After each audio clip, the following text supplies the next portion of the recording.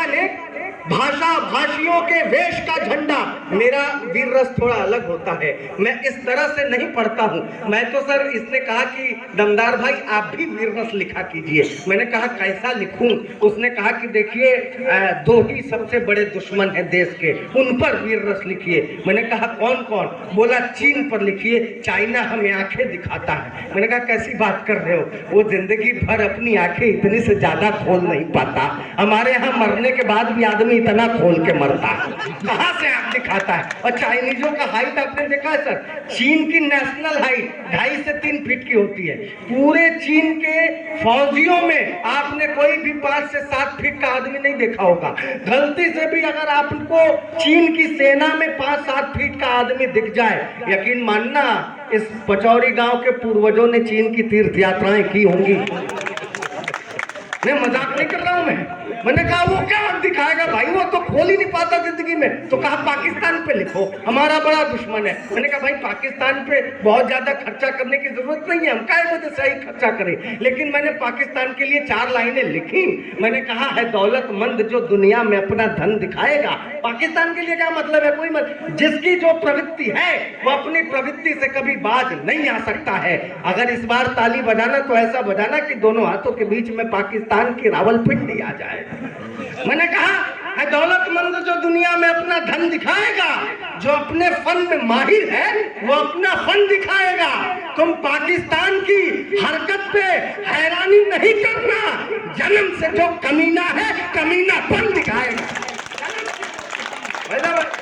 आपकी संख्या जरूर कम है लेकिन आप बजा बहुत अच्छे से रहे। इससे यकीन हो गया कि पचौरी वाले बजाते बढ़िया है। नहीं, मुझे बहुत अच्छा लग रहा है सर, बहुत बढ़िया। वो मैंने कहा कि अनेकानेक भाषा भाषियों के वेश का झंडा, यही है एकता का मूल, ये परिवेश का झंडा। अनेकानेक भाषा भाषियों के वेश का झंडा, यही है एकता का मूल, ये परिवेश का झंडा। तिरंगा है चमकते हिंद के पहचान का परचम, हमें है जान से प्यारा हमारे देश का झंडा। तिरंगा है चमकते हिंद के पहचान का परचम। लोग कहते हैं राजनीति पे लिखा करो, भाई ठीक बात है, राजनीति पे लिखना चाहिए। जो लोग राजनीति पे लिखने से बचते हैं ना, वो इतिहास में कायर और पक्षपाती कहे जाते हैं। साहित्यकार का एक बहुत बड़ा स्तंभ माना गया है साहित्य को और साहित्यकार को, और सरकार का स्थायी विपक्ष माना गया है। अभी हरियाणा के चुनाव हो रहे थे मंत्री जी, वहां पे एक गांव ऐसा था जो मनोहर लाल खट्टर जहां से जीत करके आते थे, लेकिन समस्या ये थी कि वहां गांव वालों ने ये बात कही कि यहाँ तो 10 सालों तक, जब वो 9 सालों लगभग 9 साल तक वो रहे सीएम, लेकिन उन 9 सालों तक और केंद्र के 10 सालों तक भी वहां के लोगों को पीने का पानी मुहैया नहीं करा सके। मैंने 4 पंक्तियां लिखने की कोशिश की और मैं सच बात बोल रहा हूं, मैं किसी एक पार्टी की चापलूसी नहीं करता हूं। मैंने कांग्रेस के खिलाफ भी बोला भाई साहब आपके सामने, और आपने ताली बजाई। तो मैं चाहता हूं कि अगर हक बात बोलूं और अच्छी पंक्तियां लगे तो इस पर भी आपकी तालियां आनी चाहिए। मैंने कहा छप जाए दिल पे कोई निशानी नहीं दिए, छप जाए दिल पे कोई निशानी नहीं दिए, तुम याद रहो ऐसी, अभी मंत्री जी बोल के गए थे ना, बैठे थे कि तुम याद रहो ऐसी कोई निशानी देके जाना, क्योंकि हम लोग कोई नहीं रहेगा हम में से, सिर्फ निशानियां रहती हैं, सिर्फ यादें रहती हैं। सुनिएगा, छप जाए दिल पे कोई कहानी नहीं दिए, तुम याद रहो ऐसी निशानी नहीं दिए। ये सबको दिख रहा है क्या विकास हुआ है, 10 साल में पीने का भी पानी नहीं दिया।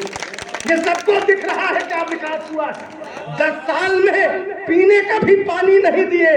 भाई साहब एक नेता तो ऐसे हैं जिनको कोई भी फैसला लेना होता है तो वो सीधे बुलडोजर चला देते हैं, कुछ नहीं, फैसला ऑन द स्पॉट। वही उनके लिए वही जज भी है, वही वकील भी है। मैंने 4 लाइनें लिखी, सच लिखा हो तभी समर्थन करना, वरना एक भी ताली नहीं चाहिए। मैंने कहा किसी से प्यार केवल डर से ना हो, डर से प्यार नहीं होता सर, किसी से प्यार केवल डर से न हो, एक का बदला पूरे घर से न हो। किसी से प्यार केवल डर से न हो, एक का बदला पूरे घर से न हो। सजा अपराध की न्यायालय दे, फैसला सिर्फ बुलडोजर से न हो, फैसला सिर्फ उन्होंने कहा एक भाषण में, अपने प्रधानमंत्री जी ने कहा कि मैं देश के दुश्मनों को डराना चाहता हूँ, देश के लोगों में डर भरना चाहता हूँ। दुश्मन भूल गए कहना। अभी समस्या आई तो एक कवि की कलम चली, मैंने कोशिश की एक छंद लिखने की, अगर सच बात हो तभी तालियां बजे। मैंने कहा मोदी, ये सब देख के इसलिए पढ़ रहा हूँ क्योंकि याद नहीं है, लिखा हुआ है, रोज कुछ ना कुछ लिखना होता है। हम आपके सामने चुटकुले कह के हंसा के निकल जाए, लेकिन अपनी जिम्मेदारी को पूरा करने की कोशिश कर रहा हूँ। मैंने कहा मोदी जी डराना चाहते थे दुश्मनों को, पर देश के तमाम आम जन को डरा दिया। मोदी जी डराना चाहते थे दुश्मनों को, पर देश के तमाम आम जन को डरा दिया। दिनों दिन बढ़ता है महंगाई वाला ग्राफ, घर परिवार व किचन को डरा दिया। दिनों दिन बढ़ता है, तालियां थामिए, आखिरी पंक्ति पे चाहिए। दिनों दिन बढ़ता है महंगाई वाला ग्राफ, घर परिवार व किचन को डरा दिया। भ्रष्टाचारियों में डर भरना तो चाहते थे, किंतु भोली जनता के मन को डरा दिया। डिग्री लिए भटकते हैं नौजवान सभी, आपने तो राष्ट्र के रतन को डरा दिया। डिग्री लिए भटकते, मैं प्रणाम करता हूँ पचौरी के लोगों, जिंदा दिल लोगों, आपने तो राष्ट्र के रतन को डरा दिया। भाई साहब, खुशी से आज जो कहते हैं रहेंगे सदा, खुशी से आज जो कहते हैं कि रहेंगे सदा, गम की बदली तो किसी वक्त भी घिर सकती है। बस नीतीश जी के दम पे भ्रम में मत रहिए, पॉसिबल है कि ये सरकार गिर भी सकती है। समझते हैं नीतीश जी पे भरोसे, काहे भरोसा कर रहे हैं, छोड़िए ये सब, बहुत सारी, ये बहुत लंबी श्रृंखला है मेरे पास, बहुत लंबी श्रृंखला है, लेकिन मैं ये सुनाना नहीं चाहता हूँ। मैं चाहता हूँ एक छोटी सी कविता आपको सुनाकर बैठूं।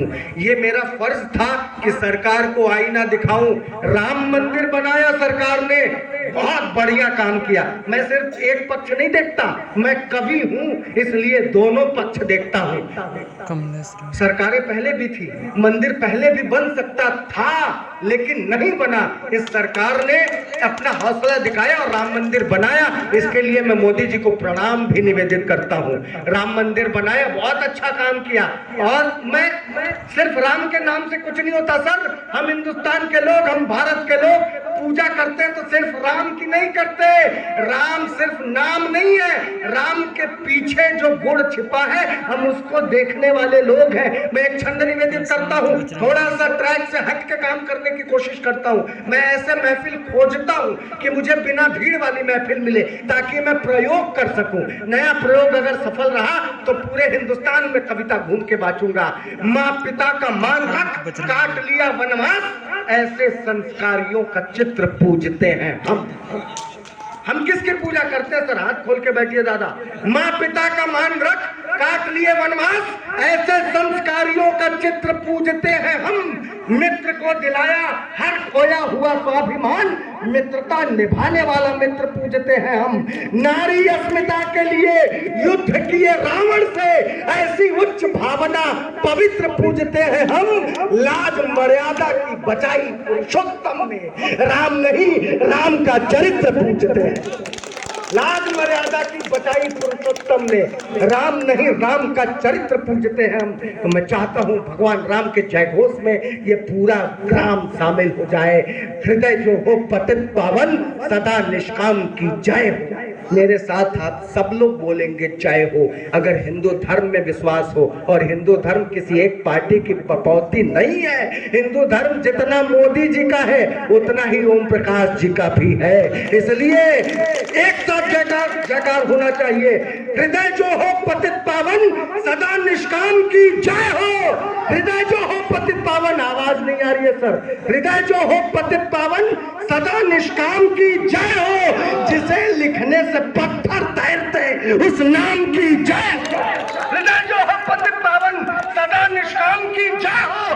जिसे लिखने से पत्थर तैरते उस नाम की जय हो। जहां खेले मेरे भगवान अयोध्या धाम की जय हो। हमारे राष्ट्र के नायक प्रभु श्री राम की जय हो। बहुत बहुत धन्यवाद मित्रों। सर एक छोटी सी कविता लेकर आप लोगों के बीच आया हूँ। वो छोटी सी कविता सुना देना चाहता हूँ। मुझे लगता है आप मेरे लायक हो गए, मेरी कविताओं के लायक, और आपकी तालियों के लायक मैं हो गया। इसलिए मैं एक छोटी सी कविता आपके सम्मुख रखता हूँ। माननीय मंत्री जी की विशेष उपस्थिति है। मैंने बताया ना कि इनको मैंने देखा एक अजनबी के लिए इतने लोगों से परिश्रम कर रहे थे कि भाई ये करो, इसका काम कराओ, इसका काम कराओ। जो आदमी कुर्सी